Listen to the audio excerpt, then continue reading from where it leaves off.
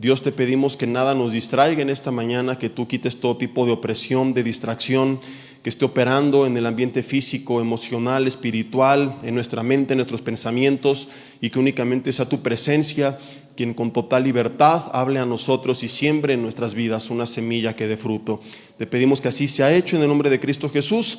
Amén. Y bueno, pues hoy quiero aprovechar la temporada en la que nos encontramos este mes, finales de octubre, principios de noviembre, en los que vemos monstruos y espantos y calacas y calabezas por todas partes, ¿verdad? Porque acaba de pasar Halloween y Día de Muertos. Vuelta con el de lado y dile, ya quítate el disfraz, ¿verdad? Y esta tradición del Día de Muertos la practica más del 85% de los mexicanos. Ponen altares con comida a sus seres queridos, muchos de ellos creyendo que los espíritus regresan realmente a tomarlas y a visitarlos. Entonces, ahorita que tanto despierta nuestro interés este tema, quiero responder a una de las preguntas más polémicas y más importantes que se hace el ser humano en la actualidad, pero que no solamente en la actualidad, sino que en todos los tiempos, en todas las eras, en todas las culturas, podemos ver en su historia que ha habido un interés especial por responder qué sucede después de la muerte. ¿Será que dejamos de existir, que esta vida es todo? ¿Será que vamos a reencarnar, que a lo mejor en tu otra vida fuiste perro y por eso te comportas así en la actual? Que a lo mejor la siguiente vida, por haberte portado mal en esta, vas a reencarnar en suegra para atormentar a otros. ¿Será que vamos al purgatorio? ¿Que existe en realidad el cielo, el infierno? ¿Qué sucede después de la muerte? Y he titulado este mensaje así tal cual: ¿hay vida con signos de interrogación después de la muerte? ¿O qué sucede después de la muerte? Y podríamos aquí armar una serie entera. De hecho, algunos de los puntos que hoy veremos los he tratado más a fondo en otros temas, en estudios individuales. Y lo que quiero que veamos es solamente un repaso general a las ideas, a las creencias más comunes, y qué respuesta hay a eso, qué dice la Biblia, y si hay alguna evidencia más allá de lo que la Biblia dice, una evidencia proporcionada por la historia, por la ciencia, que pueda confirmar que en realidad las cosas son así. Es una pregunta interesantísima porque todos tenemos seres queridos que hemos perdido. En la pandemia mucha gente se deprimió, y aún más allá de la pandemia, en la actualidad y en tiempos pasados, hay mucha gente que de repente su vida se desmorona, que nunca se logran reponer porque perdieron algún ser querido y no tienen la certeza de que van a volver a verle. No tienen la certeza que no fue un adiós, que fue solamente un hasta luego. Entonces, cuando nosotros hemos experimentado la pérdida de un ser querido, esta pregunta capta aún más nuestra atención. A lo mejor no cuando has perdido a alguien querido, pero cuando tú sabes que estás al borde de la muerte, cuando el doctor te diagnosticó con algo aparentemente irreparable y estás a días, a meses de abandonar este mundo, surge esta pregunta y toma mayor relevancia. El mismo Pablo decía que si no hay resurrección de entre los muertos, en 1 Corintios 15:32, pues entonces no hay propósito, no hay esperanza, no hay razón por la cual buscar a Dios. Dijo él textualmente: comamos y bebamos, que mañana moriremos, ¿verdad? Aleluya, aleluya, que cada quien agarre las suyas, con tu vida lo que quieras. No hay un creador a quien rendirle cuentas, por lo tanto no hay valores absolutos, todo es relativo, así que cada quien haga lo que le dé la gana. Al fin y al cabo, pues después de la muerte todo se terminó. Entonces, no es lo mismo que tú enfrentes la muerte de algún ser querido, la idea de tú mismo partir de este mundo con la certeza de que no va a ser un adiós, sino solamente un hasta luego, que vivir con la incertidumbre de no vas a saber qué va a pasar después de ese último suspiro. Tenemos en la Biblia el ejemplo de Job, que aun cuando fue un gran hombre de Dios, digo que fue un gran hombre de Dios porque lo pierde todo, pierde a su familia, pierde sus bienes, pierde su salud, y Dios, como de maldad, lo único que no le quitó fue a la esposa. Y no lo digo, no lo tomen a mal, mi esposa me va a apedrear ahorita, pero lo digo porque voy a corregir, no le quitó a su esposa, porque la mujer voltea con él y en vez de decirle: ánimo mi amor, estoy contigo, échale ganas, le dice: maldice a Dios y muérete. Entonces la mujer lo que quería era cobrar el seguro de vida para quedarse con algo de lo que Job había perdido. y por eso digo que no se la quitó, porque en su caso particular la mujer se ve que se discipulaba con Jezabel, ¿verdad? Entonces se queda a atormentarlo y luego llegan sus 3 amigos también a atormentarlo, a juzgarlo, y en medio de esta crisis que él tiene, inicia una catarsis con Dios donde le empieza a preguntar, le empieza a cuestionar, y entonces Dios dice: ok, pues ya te pusiste al tiro, ¿verdad? Pues ahora yo te voy a preguntar a ti, ¿dónde estabas tú cuando yo fundaba el mundo? Y tú viste esto, aquello y lo otro, y le empieza a cuestionar acerca de la creación. Por eso Job tiene detalles interesantísimos que la ciencia descubrió muchos años después acerca de la creación. Y con tanta pregunta, imagino que Job ha de haber dicho: no, pues yo nada más aquí andaba de bocón, ¿verdad? Pero en el capítulo 14 él abre su corazón delante de Dios, y en esta catarsis fíjate lo que le pregunta. Quiero leértelo de la versión NTV, que es la Nueva Traducción Viviente. No es que quiera hacer propaganda a las nuevas Biblias que tenemos en la librería, pero me gusta mucho cómo lo explica. Siempre he recomendado que para estudio usemos la Reina Valera 60, pero para una comprensión más clara del pasaje, para una lectura general, o cuando algún pasaje como este es un poco rebuscado en su lenguaje, la NTV es, desde mi punto de vista y de algunos otros, de las traducciones dinámicas, la que más se apega al original, explicando de forma clara el pasaje. Entonces dice Job 14, versículo 1: qué frágil es el ser humano, qué breve es la vida, tan llena de dificultades. Brotamos como una flor y después nos marchitamos. Desaparecemos como una sombra pasajera. Tienes que vigilar una criatura tan frágil y exiges que yo te rinda cuentas. ¿Quién podrá sacar pureza de una persona impura? Nadie. Tú has determinado la duración de nuestra vida. Tú sabes cuántos meses viviremos y no se nos concederá ni un minuto más. No estoy enfermo, no se espanten, pero ando por el clima así como que medio mormado, como la mayoría de, creo que todos los tolucos, ¿verdad? Versículo 6: así que déjanos tranquilos, déjanos descansar, somos como jornaleros, entonces déjanos terminar nuestro trabajo en paz. Hasta un árbol, dice Job, tiene más esperanza: si lo cortan volverá a brotar y le saldrán nuevas ramas, aunque sus raíces hayan envejecido en la tierra y su tocón esté podrido. Al sentir el agua renacerá y echará nuevos brotes como un árbol recién plantado. En cambio, cuando los seres humanos mueren, pierden su fuerza, dan su último suspiro, y después pregunta Job: ¿dónde están?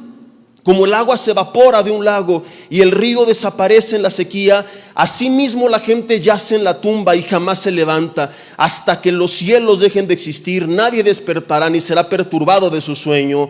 ¿Cómo quisiera, exclama en el versículo 13, que me escondieras en la tumba y que me dejaras olvidado hasta que pase tu enojo? Él pensaba que Dios estaba enojado con él, por eso digo, está en su catarsis, desahogándose con Dios. Y dice: pero anota en tu calendario para que te acuerdes de mí. Pensó que Dios lo había olvidado. Podríamos hablar de Job, pero quiero que vamos únicamente lo que él está externando en este momento de angustia, de enfermedad. Pregunta en el versículo 14: ¿pueden los muertos volver a vivir? Es una pregunta que nos hacemos cuando estamos enfermos, cuando un ser querido está enfermo, cuando alguien querido ha partido. ¿Pueden los muertos en realidad volver a vivir? Porque de ser así, dice Job, esto me daría esperanza, y durante todos mis años de lucha, me daría esperanza durante todos mis años de lucha, y con anhelo esperaría la liberación de la muerte. Si el ser humano, afirma Job, tuviera la certeza de que hay vida después de la muerte, podría vivir con esperanza, podría animarles a seguir luchando. Como el mismo Pablo, convencido que había vida después de esta muerte, decía: es que si me das a elegir, no sé qué escoger. Entre quedarme y partir, mira, quisiera quedarme en esta vida para seguir sirviendo a Dios y predicando el evangelio, pero también quisiera partir para encontrarme con Cristo. Entonces él concluye, dice: para mí el vivir es Cristo y el morir no es una tragedia, dice, es ganancia. Yo creo que si él hubiera enfermado y hubiera llegado alguien para orar por él, por su sanidad, hubiera dicho: no, llévenselo de aquí. No quiero que oren por mi sanidad, ya me quiero pintar con el Señor. Cuando leemos acerca de la eternidad, de cómo es el cielo, a mí no me gusta mucho enseñar de la vida eterna porque me dan ganas de aventarme por la ventana y decir, ya quiero estar ahí en este lugar tan maravilloso. ¿Se acuerdan cuando lo vimos en la pandemia? ¿Cómo será la vida en el cielo? Que ya decíamos, Señor, que caiga un meteorito y ya vámonos todos para allá, ¿verdad? Es como ver un lugar maravilloso al que vas a ir de vacaciones y quieres ya llegar. Entonces Pablo no veía la muerte como una tragedia, lo veía como ganancia porque estaba completamente seguro que había vida después de esta vida. Por eso es importante, más allá de entender y tener información y conocimiento para nuestra vida, para seguir luchando con anhelo, con expectación, con esperanza, para enfrentar el sufrimiento, el dolor, las pérdidas, tener la certeza de qué sigue después de esta vida. De ahí que Dios pone en mi corazón compartir contigo este mensaje, y quiero que veamos primero algunas de las creencias más populares en la actualidad. Y en primer lugar tenemos la creencia que después de la muerte no existe nada. El mundo físico, tangible, visible y palpable es lo único que existe, piensa mucha gente. No hay nada después de esta vida. El ser humano, cuando deja de respirar, cuando deja de latir su corazón, cuando se apaga su cerebro, cuando sus órganos dejan de funcionar, en ese momento deja de existir. Aproveche esta vida porque es todo lo que hay. Es lo que piensa mucha gente, principalmente los ateos. No digo que todos, porque algunos creen en la reencarnación, como Buda, por ejemplo, que creía en la reencarnación, pero él era ateo. Entonces, al rato hablaremos un poco de esto. Entonces, hay muchos que piensan que después de esta vida no existe nada porque no hay un Dios creador, no hay un mundo espiritual, solamente el mundo físico, visible, tangible y palpable. Cuando tú escuchas su argumento, parece racional, parece a primera instancia tener mucha lógica. Oye, ¿por qué no crees que hay vida después de esta vida? Y te responden, porque yo no puedo creer en lo que no veo. Si no es tangible, si no se puede ver, medir ni estudiar, entonces no existe. Ahora, podríamos responder a este argumento con testimonios. No lo voy a hacer, pero te cuento que los hay, de mucha gente que tuvo experiencias cercanas a la muerte, que estuvo diagnosticado clínicamente muertos durante algunos segundos o minutos, y que hay dos cosas bien curiosas. Y un número uno, cuando tú escuchas sus versiones, todas coinciden básicamente en la misma descripción. Entonces, ¿será que se pusieron de acuerdo personas de diferentes partes del mundo, edades, culturas, para describir un mismo lugar sin que se hayan conocido entre ellos? Y otra cosa bien interesante es que las estadísticas, los estudios, los porcentajes de toda esta gente, cuando ellos antes de pasar por esa experiencia eran escépticos, más del 80% de la gente que vivió una experiencia como esta, al despertar dejaron de ser escépticos y dicen que ese lugar era más real que la vida real, entre comillas, en la cual estaban viviendo. Dicen, es que es más tangible que esto, estoy tan seguro que perdí mi escepticismo. Pero no voy a meterme en estos detalles porque para algunos ya puede ser apelar a si es verdad o no, etcétera, etcétera. Y para el ateo simple y sencillamente es algo no válido, ya que ellos quieren datos científicos comprobables, que se pueda ver, medir, estudiar. Para ellos esto no es suficiente y ya entran en otros campos, ¿verdad? Entonces la pregunta aquí es si es de verdad absurda la idea de creer que existe un mundo espiritual. Es anticientífico concebir que puede haber algo más allá de lo que podemos nosotros ver. Es absurdo creer que existe un mundo que no podemos ver, que no podemos medir, que no podemos estudiar, pero que es real. Y cuando hablo de un mundo que no podemos ver, no me refiero a que no lo podamos ver porque es tan pequeño que necesitamos un microscopio, o que es tan grande pero que está tan lejano porque necesitamos un telescopio. No, me refiero a que no lo podemos ver porque aunque tiene efectos sobre el mundo físico tangible, este mundo está oculto. Y ni un microscopio ni un telescopio te sirve para descubrirlo. ¿Qué dice la ciencia en relación a esto? La respuesta es, querida familia, no es absurdo desde el punto de vista científico, y te lo voy a contar, creer en la posibilidad de que exista un mundo más allá de lo que podemos ver. ¿Por qué?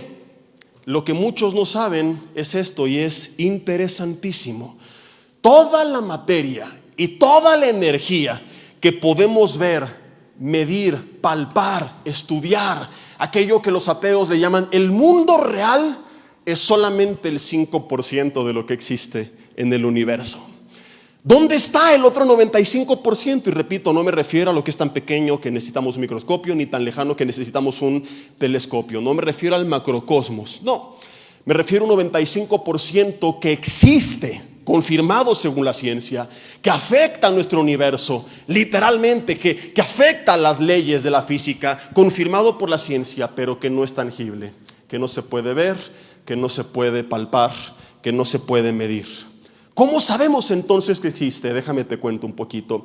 70% de todo lo que existe en el universo no es la materia sólida, visible, que para muchos es el mundo real. Es algo que se conoce como la energía oscura. ¿Alguien ha escuchado de esto? Levanten la mano. La energía oscura no tiene nada que ver con Darth Vader ni nada por el estilo. No me refiero a oscura porque esté relacionada con el mal o algo por el estilo. Es simplemente que como no se sabe exactamente de dónde salió y cómo opera y cómo funciona, porque repito, no se puede ver, ni medir, ni estudiar, no es palpable, no refleja la luz, entonces no se sabe mucho y por eso se le llama energía oscura. ¿Cómo sabemos que existe entonces? Porque resulta que cuando los físicos hacen sus cálculos y estudios acerca de la aceleración o expansión del universo, las cuentas no les dan. La expansión es diferente a lo que debería de ser. Y concluyen que tiene que haber una energía que no están midiendo en ese momento, pero que está presente. Y te lo voy a explicar con un ejemplo, porque algunos están así con cara de, a ver, ¿cómo está esto? Ya la vi, brother, ahí está Darth Vader, ¿no? ¿Te ha pasado que se te para el auto y necesitas empujarlo para echarlo a andar nuevamente? Entonces cuando van dos manejando, uno se queda al volante, el otro se baja y lo empieza a empujar. Y tú sabes que de acuerdo a la energía que estás empleando para empujar el auto va avanzando a cierta velocidad. Y si alguien más en el camino se baja del auto y te ayuda, ¿qué sucede? Al emplear el doble de energía, tú sientes ese empujón extra. Y si son tres, sientes que el auto empieza a avanzar más rápido. Tú te das cuenta cuando alguien está empujando porque inmediatamente lo sientes, valga la redundancia.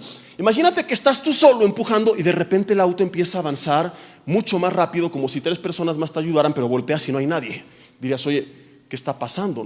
No corresponde la velocidad a la energía que estoy empleando, ¿me explico? Entonces tú dirías, alguien tiene que haber, hay algo, o estamos de bajada, o es un viento fuerte, o ¿cómo es que está avanzando más rápido?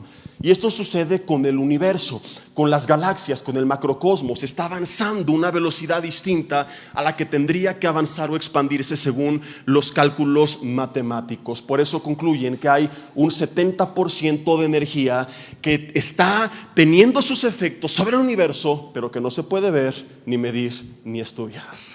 ¿Qué es el otro 25%? Esto se le conoce como la materia oscura. ¿Cómo saben que existe? Nuevamente, porque la fuerza de la gravedad, cuando tú sacas los cálculos de esto, hablamos en la serie de Dios y la ciencia con más detalles y ejemplos y con más con un lenguaje un poco más técnico, ¿verdad? Pero en síntesis, en resumen, no coinciden los cálculos con la materia que existe. O sea, la materia tendría que crear cierta fuerza de gravedad y tú sabes que entre los planetas está operando esta fuerza, sales del planeta Tierra y como no estamos en esta Tierra con los pies en la Tierra literalmente, entonces no estamos bajo los efectos de la gravedad y puedes flotar en el espacio. Entonces los científicos y los físicos empiezan a hacer sus cálculos y dicen, no coincide cómo está operando la gravedad en relación a la cantidad de materia que conocemos que existe. Además hay otro fenómeno mucho más fácil de entender y muy sencillo, y es que si yo tomara un rayo láser en este lugar y lo dirijo de frente, ¿a dónde apuntaría? Justamente a la pared del fondo. Pero de repente resulta que ellos en el universo avientan estos especies de rayo láser y no siguen una línea derecha, sino que aparece por allá. Y no ven como un espejo que lo refleje. Dicen, hay algo que lo está desviando, pero ese algo no se puede ver, no se puede medir, no se puede estudiar, porque ni absorbe ni refleja la luz. Sin embargo, sí le está desviando. Digan conmigo, uyuyuy, ay, ay, ay. Conclusión de los científicos, no de los pastores. Existe un 25% de materia que no tenemos idea dónde está, que no se puede ver, ni medir, ni estudiar. Aclaro, antes de que algunos se me avienten encima. Yo no estoy afirmando que esto es el mundo espiritual, aunque hay gente que lo hace. Yo no me aventuraría a ir tan lejos y decir, ahí está el mundo espiritual. Hay gente que dice que sí. Yo no estoy afirmando esto, solamente estoy utilizando esto como un ejemplo para demostrar que creer en la existencia de un mundo espiritual no es una tontería absurda y anticientífica, porque hoy tenemos evidencia confirmada por la ciencia de que existe un tipo de energía, existe un tipo de materia que es real, que tiene efectos sobre el resto del universo, que afecta al mundo tangible, pero que no es tangible. ¿Y no es acaso lo que la Biblia dice del mundo espiritual? Que es un mundo que es real, que tiene efectos sobre este mundo, pero que no podemos ver, ni medir, ni estudiar. Entonces, cuando alguien dice, si no es tangible y palpable, yo no creo que exista, suena intelectual, pero está afirmando que solamente cree en el 5% de lo que existe. Es tan inteligente como decir, en una reunión con 100 personas, aquí solamente habemos 5, y querer convencer a las otras 95 de que no están presentes. Me dirías, Jesse, estás loco. Es lo mismo cuando alguien dice, yo no puedo creer en lo que no se ve. Bueno, entonces estás afirmando que no crees en el 95% de lo que es real. Ellos pueden responder, bueno, es que Dios, es otro de sus argumentos, es un invento de la mente humana que se concibió como consuelo para enfrentar la muerte. El ateísmo, y mucha gente, es lo que concluye: el ser humano, con la idea de tener una esperanza y no aceptar la realidad que algún día nos dejaremos de ver, se inventó un Dios que les prometiera la eternidad.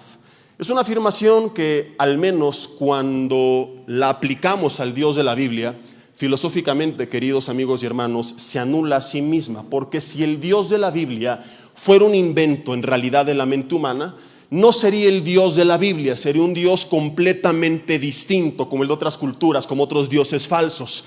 Sería un Dios, te lo voy a explicar, que nos prometiera a todos ser ricos, poderosos, famosos, que buscar elevarnos a nosotros mismos, porque esto es lo que hay por naturaleza en el corazón del ser humano.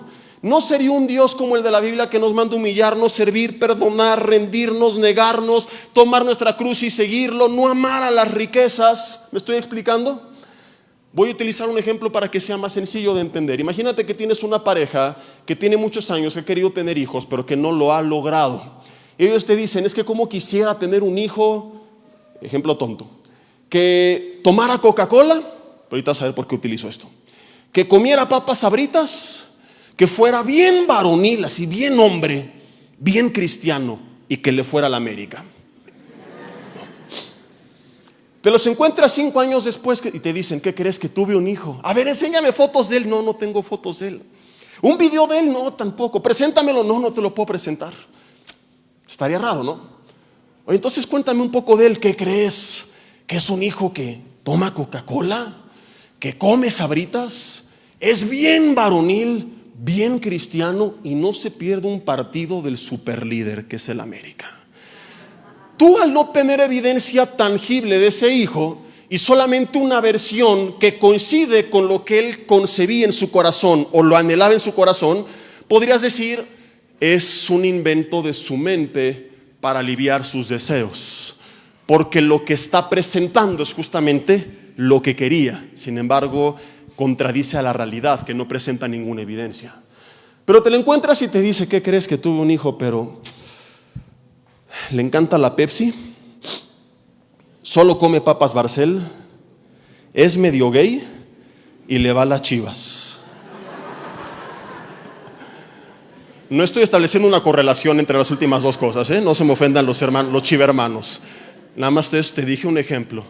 Entonces, ¿qué concluirías? Dirías, no puede ser una concepción de su mente, porque no es lo que su mente había concebido. Contradice todos los anhelos que había en su corazón. Tiene que ser real, porque si no sería distinto. Pero al ser contradictorio con lo que él esperaba, no cuadra. Y es lo mismo con Dios. Si el Dios de la Biblia fuera un invento del ser humano, no sería el Dios de la Biblia. Sería un Dios totalmente distinto, conforme al corazón del ser humano. El Dios de la Biblia es un Dios que manda a que el corazón del ser humano sea reformado, porque afirma, su corazón está corrompido. Si fuera una concepción de nosotros, nunca tendríamos a este Dios. En segundo lugar, tenemos una creencia que a lo mejor tú piensas que únicamente se practica en los lugares orientales, en la India, y que aquí no tiene nada que ver, pero te sorprendería si vieras que aún gente que cree en el Dios de la Biblia también cree en lo que vamos a ver. De hecho, más del 50% de las personas en el mundo que creen que hay vida después de la muerte piensan que esta vida se lleva a cabo a través de lo que conocemos como la reencarnación. ¿Qué es la reencarnación? Básicamente que tenemos un alma individual que algunos llaman el Atman, y esta alma individual, cada que el cuerpo muere, se desprende del cuerpo. Por eso hacen ellos también viajes astrales y el desprendimiento del cuerpo, etcétera, etcétera. Y cuando muere esa alma, se reencarna en otro cuerpo, y de acuerdo a la ley del karma, que trata de establecer un equilibrio entre buenas y malas obras, pues en cada vida tú vas pagando tu karma de lo que hiciste en las vidas anteriores. Si en esta vida tú fuiste un gandaya que hiciste sufrir a las personas, tranza, corrupto, en la vida que sigue no te la vas a acabar. Vas a reencarnar en rata, tu suegra se te viera a vivir a la casa toda la vida para que sufras y pagues por lo que en esta vida hiciste, ¿verdad? Por eso es que hasta creyentes de broma, luego cuando alguien hace algo malo y se le regresa, decimos, el karma operó instantáneamente. Entonces hay gente que no lo dice a manera de broma, sino que cree que es una realidad. A este ciclo de nacimientos ellos le llaman la transmigración del alma. Ahora, hablar de esto a detalle nos llevaría varias horas de enseñanza. En la serie de sectas y religiones que hace muchos años compartí, que no tengo en internet, que está en audio únicamente, en MP3, en USBs, ahí los vemos, ¿verdad? Mucho más a fondo, pero varían los detalles según la creencia o la postura que tenga cada quien. Pero en resumidas cuentas, los principales grupos que creen en esto son los budistas, los hinduistas y los Hare Krishna. Entonces hay muchas diferencias entre ellos, predican diferentes formas de alcanzar la nirvana, que ahorita te cuento qué es, pero básicamente lo que ellos creen es en lo que acabo de mencionar, la ley del karma. Tú vas equilibrando buenas obras y malas obras. Algunos se han aventurado a decir que más o menos el ser humano tiene 13 vidas, que es el promedio que le toma para poder ya terminar con este ciclo y tener un buen karma. Y cuando tú alcanzas un buen karma, se rompe el ciclo de nacimientos, y el Atman, que es el alma individual, se conecta con el Brahman, no con Brahma, que es uno de los principales dioses hindús. Los hindús tienen dos dioses principales dentro de los millones, que son Brahma y Shiva. Y no estoy bromeando, así se llama. No dije Chiva, dije Shiva, ¿verdad? Entonces, los que le van a la Chiva son una bola de paganos hinduistas. Lo estoy molestando. Entonces, el Atman se conecta con el Brahman, que es el universo, que es toda la naturaleza. Y cuando alcanzan este punto, ellos le llaman haber alcanzado la nirvana. Entonces, después de una serie de reencarnaciones, fui equilibrando el karma. Cuando ya logré tener un buen karma, entonces mi alma ya no tiene, digamos, que pagar por sus penas en la siguiente vida. Alcanzó a equilibrar el buen con el mal karma, y entonces me uno con el universo. Alcancé la nirvana, brother. ¿Cómo la ves? Presta para entender, ¿verdad? Ellos es lo que tienen como meta, el dejar de existir y entonces dejar de sufrir. Podríamos hablar mucho de las contradicciones que hay, como que Buda, por ejemplo, que es uno de los que enseñó esto, afirmó ser un iluminado al mismo tiempo que no cree en ningún Dios. La pregunta es entonces, ¿quién lo iluminó? Pero el problema principal, donde todas coinciden, no importa si es hinduistas, Hare Krishna, budistas o cualquier derivado de ellas, es que fue enseñada a fin de cuentas por hombres como Buda, que enseñaron esto. Ojo con este detalle importantísimo, porque sin meternos tanto en este rollo, este argumento despedaza esta teoría. Lo enseñaron mientras estaban en la tierra, es decir, en un punto en el que no habían alcanzado la nirvana todavía. La pregunta es, ¿cómo sabían ellos que sus enseñanzas eran verdaderas si cuando enseñaron de ellas no lo habían alcanzado todavía? Porque si hubieran alcanzado la nirvana, entonces ya no habrían regresado, porque ya estarían con el resto de la naturaleza.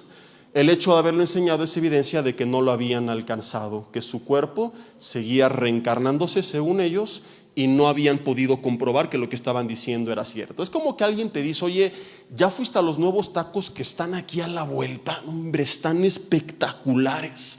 Te recomiendo los de arrachera y los de bistec y los de carnitas, uf y recontra uf. Y tú dices, oye, ¿cuándo fuiste? No he ido todavía.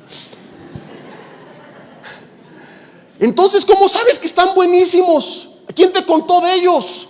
No, pues no he conocido a nadie. Entonces, ¿cómo sabes? ¿Cómo me los recomiendas? Pues yo imagino que han de estar bien buenos.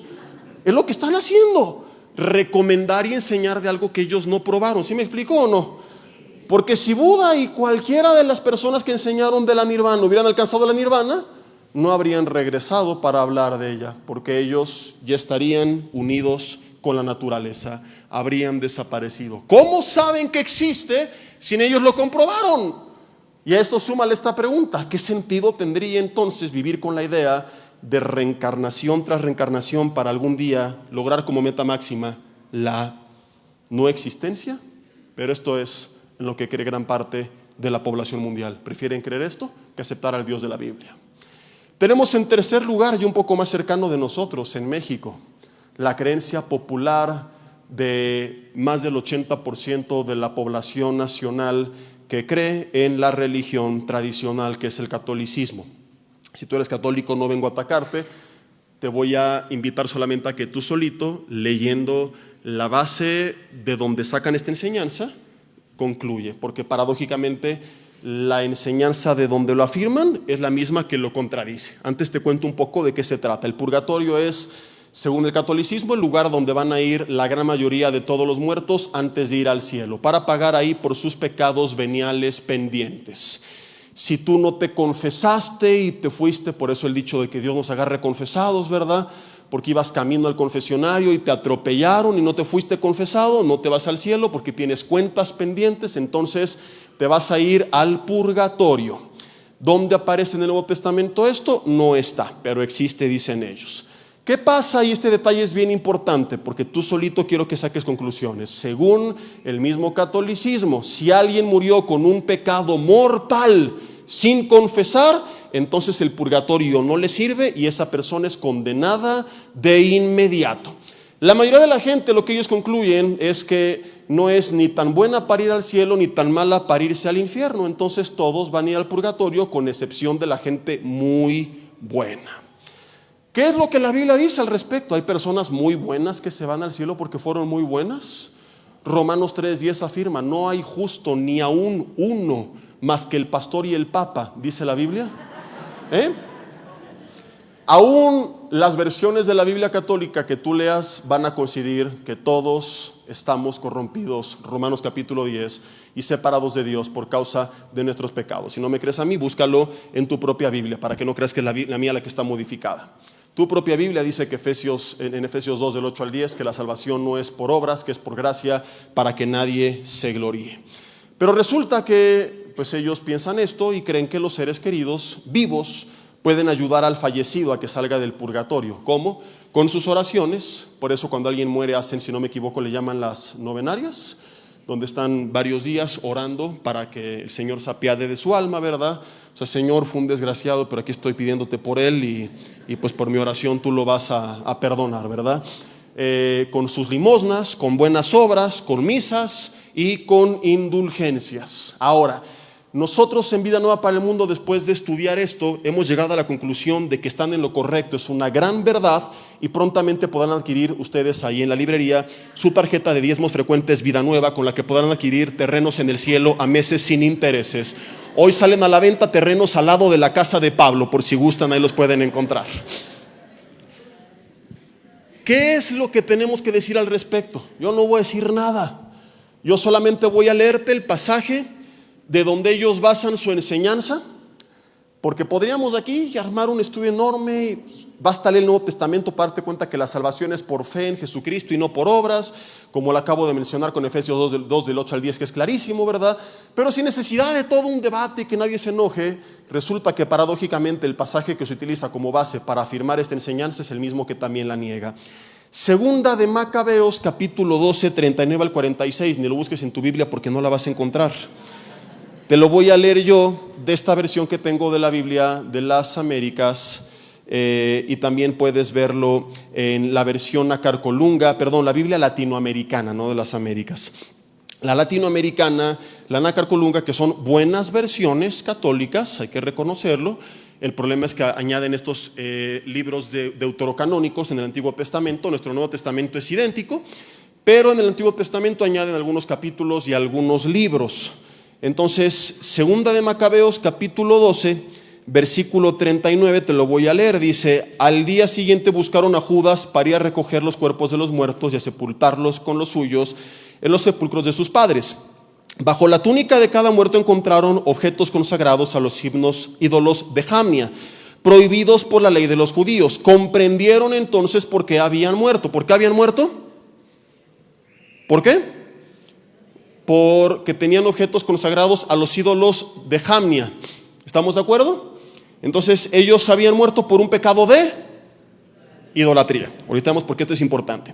Todos se admiraron de la intervención del Señor, juez justo que saca a la luz las acciones más secretas, y rezaron al Señor para que perdonara totalmente ese pecado a sus compañeros muertos. El valiente Judas exhortó a los hombres a que evitaran en adelante tales pecados, pues acababan de ver con sus propios ojos lo que sucedía a los que habían pecado.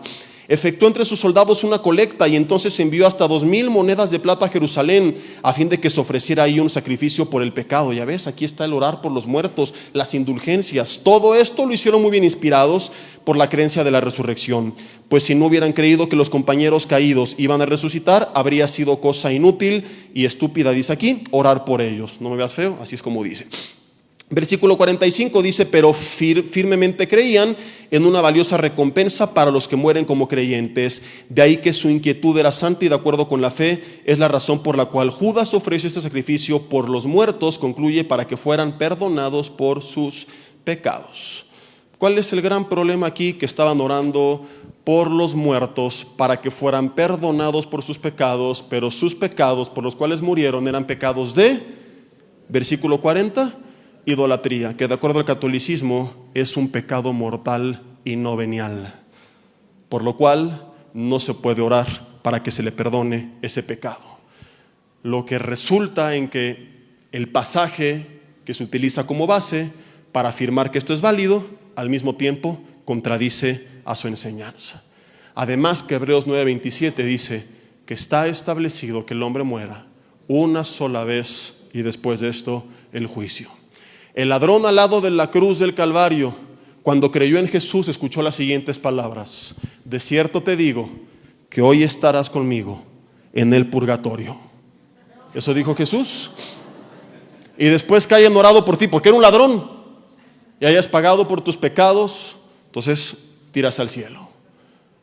Versiones de la Biblia católica también afirman: hoy estarás conmigo en el paraíso, confirmando que creer en Jesús es suficiente para que sin necesidad de pasar por el purgatorio heredemos después de nuestra muerte la vida eterna en el reino de los cielos.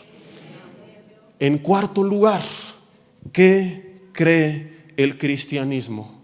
¿Qué enseña la Biblia y qué predicamos nosotros? Que el ser humano fue creado por Dios con un propósito, que existe un creador y que somos su creación, que recibimos un espíritu que viene de parte de Dios, que algún día tiene que volver a Él. Que el ser humano desafortunadamente pecó en contra de Dios y por causa de nuestros pecados, Romanos capítulo 3, lo citamos hace rato, estamos separados eternamente de Dios. Que no hay manera alguna en la que podamos equilibrar nuestras malas obras con nuestras buenas obras, porque desde el Antiguo Testamento aún reconocieron los profetas, aunque estaban bajo la ley, que nuestras buenas obras eran como camisas del Toluca, como trapos de inmundicia, es lo que se predica desde el Antiguo Testamento. Por tanto, Dios tuvo que enviar a Jesús al mundo, Juan capítulo 3, versículo 16, a morir por ti y por mí en la cruz del Calvario, a pagar por nuestros pecados, para que todo aquel que en Él crea no se pierda, mas tenga vida eterna. La Biblia enseña que hay vida después de esta vida y que esta vida solamente se obtiene poniendo nuestra fe en la obra de Jesucristo en la cruz del Calvario. Pero es que Dios, como es muy bueno, va a perdonar a todos. Creemos que es un Dios bueno que quisiera perdonar a todos, pero también creemos que es un Dios santo y justo que no lo va a hacer. Porque si lo hiciera se corrompería a sí mismo, porque sería el equivalente a que un juez diga, como soy muy amoroso, hoy voy a liberar a todos los criminales. Entonces la gente no diría qué juez tan amoroso, sino qué juez tan corrupto. Dios, como juez justo del universo, no se puede corromper, por lo tanto tiene que actuar con justicia, y al pecador no arrepentido no le espera la vida eterna, le espera la condenación eterna en el infierno. Hay iglesias que hace siglos no mencionan esta palabra, pero aparece muchas veces en el Nuevo Testamento, así que discúlpame, ¿yo qué quieres que haga? No voy a dejar de enseñar lo que está escrito en la palabra de Dios. Aquel que no se arrepiente y que rechaza al Hijo, la Biblia dice que le espera la vida después de esta vida, pero no para disfrutarla, sino para ser atormentado. En el sistema legal o judicial de Dios, un culpable podría ser declarado inocente si una víctima sin culpa pagaba en su lugar y el inocente aceptaba su sacrificio. Esto es lo que hizo Jesús en la cruz del Calvario, según toda la carta de Hebreos. Él se presenta como un sumo sacerdote a ofrecer un único sacrificio por nuestros pecados para eliminarlos por completo. La sangre de Cristo nos limpia de todo pecado, y cuando creemos en Él, somos perdonados por Dios, recibimos el perdón absoluto y total, no hay más condenación, Romanos 8:1, y al morir lo que nos espera no es la condenación eterna, sino la vida eterna, no por nuestras obras, indulgencias, sacrificios, sino porque Cristo Jesús murió por nosotros, y al terminar su sacrificio, Él no dijo, ahora hagan esto, aquello y el otro, dijo, consumado es. Nosotros creemos que su sacrificio es más que suficiente para darnos perdón y vida eterna. Esto es lo que enseña la Biblia. Creemos que Jesús vivió, creemos que Jesús murió, pero también creemos que Jesús resucitó. Creemos que lo que dice 1 Corintios 15, que era una enseñanza común que corría entre las iglesias, es verdad. Que Jesús, después de haber resucitado, primero se apareció a las mujeres, luego se apareció a los apóstoles, se aparece a su hermano Jacobo Santiago, se aparece a más de 500 testigos a la vez, y se aparece por último, dice Pablo, a mí. La pregunta es, ¿hay evidencia de que Jesús resucitó? La respuesta es sí, la hay, y bastante. Hoy no es el tema. En otros años, en Semana Santa, hemos compartido mensajes al respecto, donde en 3-4 horas de enseñanzas hemos hablado de las evidencias de la resurrección. Pero únicamente quiero darte un resumen de algunos minutos en el tiempo que nos queda de esto y otra más. Pero este pasaje de 1 Corintios 15 es interesantísimo, porque Pablo, en la época cuando lo escribe, se estaba arriesgando a que si fuera un invento, la gente le preguntara, oye, ¿y dónde están los nombres que mencionas? Porque él dice, de esos 500, algunos duermen, pero muchos siguen vivos. Porque la historia se construía en aquel entonces de los testigos oculares presenciales de los hechos. Entonces, si fuera un invento, una conspiración, un complot, Pablo no hubiera dicho esto, sino como los otros textos pseudosagrados, simplemente hubiera dado detalles muy generales, no particulares. La Biblia, a diferencia de otros libros, es el único que se atreve a hablar de fechas, nombres de lugares, ciudades, eventos, y cuando son comparados con la historia, con la geografía, con la arqueología, la Biblia siempre tiene la razón. Aun cuando ha habido reyes de la historia, como el rey Sargón, por ejemplo, que no aparecía, y que la Biblia hablaba en Ezequiel de él, y que decían la Biblia está equivocada, fue cuestión de años para que descubrieran que la historia le faltaba información, en este caso a la arqueología le faltaba información, y que la Biblia tenía la razón. No hay un descubrimiento, evento, fecha, nombre del lugar, persona que sepa la historia de la arqueología que se mencione en la Biblia y que concluyan basado en estadísticas y en datos, la Biblia está mal. La Biblia fue inspirada por el Espíritu Santo de Dios, y por eso es que Dios atrevió a dar estos datos tan precisos. 1 Corintios 15 dice, apareció a las mujeres. ¿Es esto real? ¿Hay una evidencia? Sí. El simple hecho que mencione que fueron mujeres las que lo vieron tiene que ser real, porque si no hubiera sido así, no hubieran escrito que Jesús apareció primero a un grupo de mujeres y en un grupo de hombres, porque en la época la voz de las mujeres no servía para nada. En un juicio legal no servía, ¿lo sabías? La gente no valoraba el testimonio de las mujeres. Entonces, imagínate a los discípulos armando un complot para querer engañar a los demás, y resulta que dicen que los primeros en ver a Jesús resucitado son un grupo de personas que no tenía credibilidad. Era algo que no convenía a la narrativa y que se escribió únicamente porque así fue, y dijeron, ni modo, no nos conviene, pero tenemos que escribir las cosas tal cual fueron. como que tú estás delante del juez, te están acusando de robo y tú dices, estuve en el lugar del robo. No te conviene, pero si estuviste lo tienes que decir. No ayuda a tu narrativa, pero es la verdad. ¿Qué quieres que haga, señor juez? Estuve ahí, a pesar de eso, no fui yo. Alguien que está inventando diría, no, hombre, yo andaba en Cancún mientras robaban aquí en Toluca. Entonces esto no convenía, pero se escribió. Apareció a Santiago, Jacobo, su hermano. La misma Biblia enseña que él no creía en Jesús, que se avergonzaba de quién decía ser, que él y su familia se burlaban con sarcasmo de él. Tampoco se hubiera escrito si no fuera cierto, porque esto era una vergüenza en la comunidad judía para los rabinos o los maestros, que su familia no lo aceptara. Sin embargo, es Flavio Josefo, no la Biblia. Flavio Josefo quien dice que este hombre muere apedreado por su creencia en su hermano. La Biblia enseña que se termina convirtiendo en líder importante o en el líder principal de la iglesia de Jerusalén. Flavio Josefo lo confirma. Él escribe la carta de Santiago confirmando que él vino a los pies de Cristo. La pregunta es, ¿por qué si antes dudaba de él, después creyó a tal grado que la historia secular nos cuenta que fue apedreado por su fe en su hermano? La respuesta es 1 Corintios 15, él lo vio resucitado. Pablo, Saulo de Tarso. Los historiadores seculares, son los ateos, reconocen que este hombre es real. No reconoce que fue inspirado por el Espíritu Santo, pero alguien tuvo que escribir estas cartas, no salieron de la nada. Estas iglesias tuvieron fundador, muchas de ellas, su fundador fue Pablo, existen, la historia las conoce, entonces dicen, bueno, era un hombre que existió, no lo podemos negar. La pregunta es, ¿cómo un hombre que antes tenía reputación, fama, reconocimiento, dinero, sirviendo a Roma, persiguiendo a los cristianos, de repente deja todo y comienza a ser perseguido y lo pierde todo lo que el ser humano desearía y creería que es el éxito? De repente Pablo dice, esto para mí es basura, con tal de ganar a Cristo. Testificando delante de los reyes y los gobernantes, uno de ellos le dijo, Pablo, estás loco, las muchas letras están enloquecido. Y no era en un sentido simbólico, era literal. ¿Cómo es posible que llegaste a creer esto? Entonces solamente hay dos opciones: o realmente Pablo enloqueció, o Pablo se encontró con Jesús resucitado. Cuando tú estudias las cartas de Pablo dices, un loco no pudo haber hecho esta obra. ¿Qué otra opción nos queda? 1 Corintios 15 es cierto. Aunque a sus intereses humanos no les convenían, él decidió servir a Cristo, porque él confirmó con sus propios ojos que había resucitado, porque se encontró cara a cara con él. Ok, las mujeres, Santiago, Pablo, pero no se voló la barda al decir que hubo más de 500 testigos a la vez. No.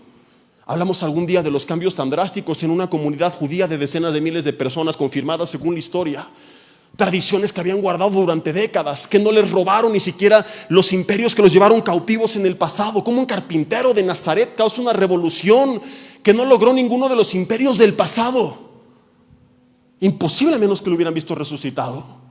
Los apóstoles, según la historia secular, 11 de los 12 fueron martirizados por su fe en Jesús. Ni siquiera en la Biblia quien nos los cuenta, es la historia secular. Y la pregunta es, ¿quién daría su vida por un farsante? Porque siempre he dicho, mucha gente responde, sí, hoy mucha gente daría su vida por Jesús sin constarle que resucitó. Algunos añaden, hasta los musulmanes dan su vida por Alá. Entonces, ¿qué? ¿También Alá resucitó? No, señor, no te equivoques. Hay una gran diferencia entre ellos, nosotros y los discípulos. Nosotros creemos en un mensaje que recibimos. Los musulmanes creen en un mensaje que recibieron de parte de Mahoma y que creen que Alá le dio. Los discípulos es el único grupo en toda la historia de la humanidad, no que dio su vida por un mensaje que recibió. La diferencia es que ellos no recibieron el mensaje, ellos escribieron el mensaje. Ellos aún, según los historiadores seculares ateos, son los autores de la historia, son los creadores del complot si Jesús no resucitó. La pregunta es, si Jesús no resucitó y no ganas nada por predicarlo, lo pierdes todo, ¿por qué dar tu vida por él? Ok, supongamos que por cariño, tiene la espada en el cuello y te dice, niega a Jesús o pierdes la vida. Esto no es un evento inventado. Tienes la correspondencia histórica entre Trajano y Plinio el Joven, por ejemplo, que le contaba acerca de las actividades de los cristianos y le respondía el emperador de cómo había de juzgarles si no se arrepentía negando a Jesús. Tiene las burlas sarcásticas de Luciano que dicen, estos hombres dan su vida por este que creen que resucitó. Tienes a más de 20 autores seculares, no creyentes, muchos de ellos perseguidores del cristianismo, que confirman la creencia de los cristianos en Jesús y lo que predicaban. Yo no te estoy contando un cuento de hadas, no estoy viniendo a decirte si eres un escéptico, mira, aquí Hechos dice, y Juan dice, y Mateo dice. No, Señor, estoy hablando de gente que no está en la Biblia, pero que confirma lo que la Biblia dice. Busca si no me crees, Tácito, Suetonio, Flegón, Luciano, Egésipo, Macrobio, Arístides, Juvenal, Marabar, Serapio, los emperadores Adriano, Trajano, Antonio Pío, Marco Aurelio, los historiadores Flavio Josefo, Plinio el Joven, nos cuentan la misma historia que nos cuenta la Biblia. Hablan de las creencias que nos cuenta la Biblia, pero burlándose de ellas. Sin embargo, confirmando que existieron estos hombres, que existió su fe y que existió su martirio. Y la pregunta con la que yo insisto es esta: si no ganas nada y puedes salvar tu vida, tu familia, tus bienes, tu reputación, simplemente aceptando la verdad, diciendo, ok, todo es una farsa que yo inventé, ese hombre no me va a juzgar, está 3 metros bajo tierra, fue un engaño, arriesgué mi vida, saqué su cuerpo de la tumba, aunque no ganaba nada y lo perdía todo, lo cual es absurdo, pero lo hice. Pero está bien, mentí. ¿Por qué decir mátame? No lo voy a negar. Mucha gente daría su vida por una mentira que cree que es verdad. Pero aquí la pregunta es, ¿quién daría su vida por una mentira consciente de que es mentira y que además no te deja nada? ¿1? 2 locos quizá, tal vez. La historia secular nos cuenta que fueron todos los apóstoles y muchos cristianos más. Si yo estuviera en una isla y ahí hubiera nacido y nunca hubiera escuchado argumentos ni a favor ni en contra, y me presentan esta historia y me dicen, Jesse, usa tu inteligencia, tu sentido común, tu razón, dime cuál es tu conclusión, diría, esta gente tuvo que haber tomado esta decisión porque estaban seguros que este hombre había resucitado. El único motivo por el cual decidieron dar sus vidas antes que negarle es porque, conforme a lo que dice 1 Corintios 15, ellos vieron a Jesús a los 3 días levantarse de entre los muertos. Y la gran diferencia entre Jesús y Buda y otros maestros que hablaron de lo que no comprobaron es que él vino a hablar de la resurrección después de haber resucitado. No prometiendo van a resucitar sin haberlo confirmado, sino después de haber resucitado, demostrándonos que tiene poder sobre la vida y la muerte, diciéndonos, señores, yo soy la resurrección y la vida. Todo aquel que cree en mí, aunque esté muerto, vivirá.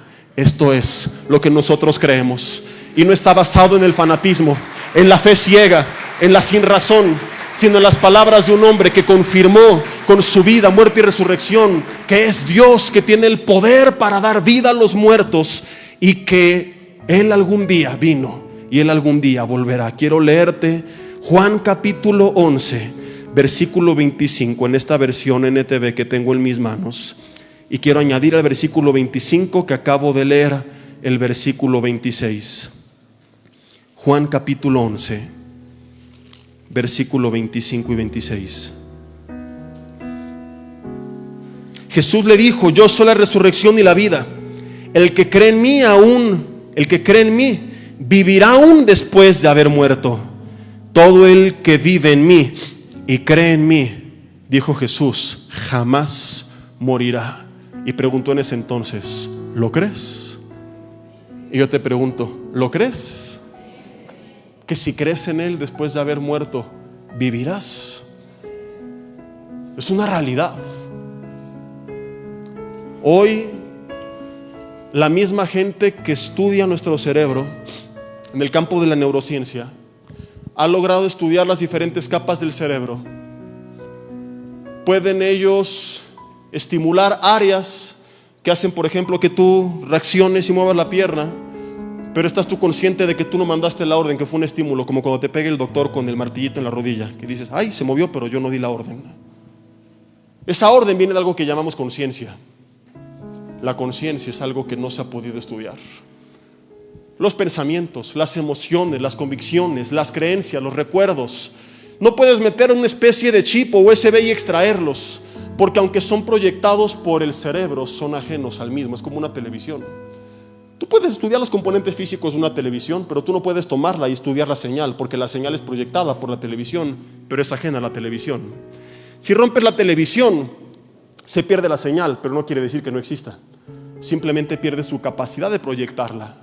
pero la señal sigue estando en el aire. Tú no puedes con el televisor verla, medirla y estudiarla porque está intrínsecamente ligada, pero no pertenece, es diferente. Y así es el alma. Tú puedes estudiar el cerebro, que proyecta los pensamientos, las emociones, los recuerdos, pero tú no puedes acceder a ellos porque van más allá.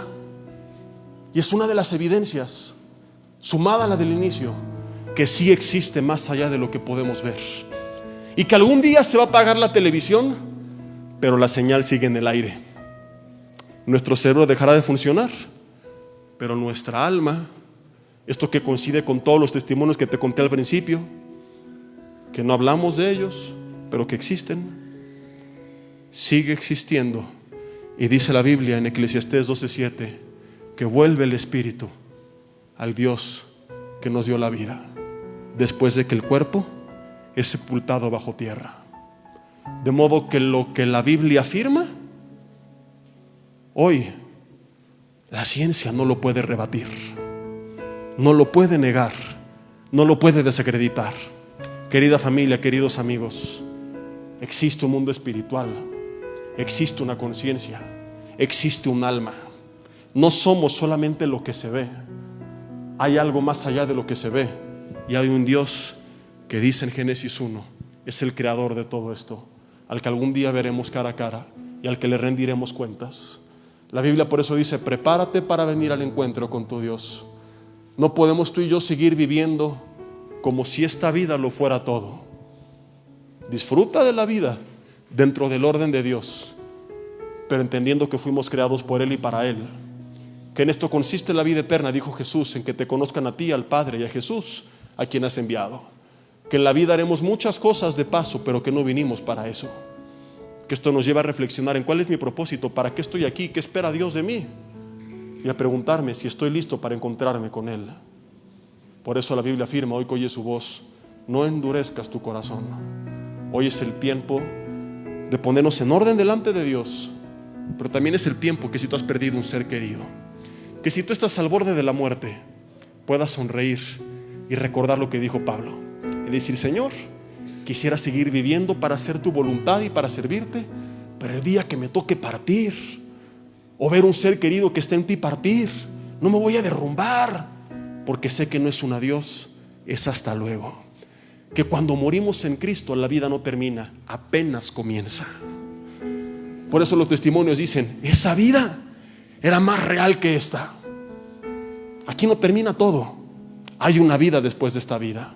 Hay vida después de la muerte. El que cree en Jesús no va a vivir 70, 80, 90 años más, sino por los siglos de los siglos, de los siglos, de los siglos, por la eternidad. Amén. Ahí en tu lugar, cierra tus ojos y acompáñame orando y dile: Dios, te doy gracias en esta mañana por tu palabra. Perdóname si he vivido como si esta vida lo fuera todo. Límpiame con la sangre de Jesús, la cual creo es suficiente para perdonarme de todo mi pecado. Borra mi maldad y enséñame a vivir de acuerdo a tu voluntad. Señor, te entregamos nuestras vidas y te pedimos que tú nos enseñes a vivir con propósito, a la luz de la eternidad, hacernos tesoros en el cielo más que hacernos tesoros en la tierra, Señor, a vivir pensando en lo eterno más que en lo temporal y en lo terrenal. Dios, te pedimos perdón si hemos vivido únicamente con los pies en la tierra, pero sin la mirada en el cielo. Queremos caminar de ambas formas, entendiendo que aquí estamos, pero que aquí no pertenecemos. Dios, yo te pido también que si alguien está pasando un tiempo de dolor, de sufrimiento, de angustia, por la idea de encontrarse con la muerte, o por haber visto cómo alguien que amaban partió, hoy tú les fortalezcas con el poder de tu Espíritu Santo, Señor, en su hombre interior, sabiendo que en ti, Señor, hay esperanza, que la esperanza no es hueca ni vana, que no es una concepción del ser humano que se hizo para negar la realidad de la no existencia, sino que es una esperanza sembrada por un Dios que es real, que si lo hubiéramos querido concebir, jamás lo hubiéramos concebido de esa forma, y que si hablamos de Él de esa manera es porque es el único Dios vivo y verdadero, que ese Dios ha pagado por nosotros en la cruz y nos ha prometido la vida eterna a aquellos que pongamos nuestra confianza en ti.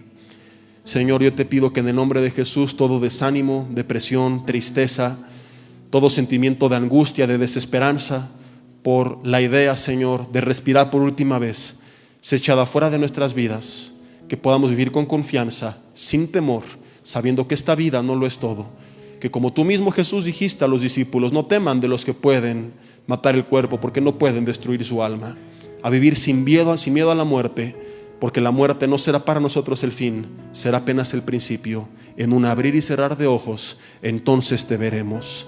Gracias, Señor, por esta esperanza fiel, viva, verdadera, real, palpable, tangible, que nos has dado a través de Cristo Jesús. En su nombre oramos. Amén y amén. Y que así sea.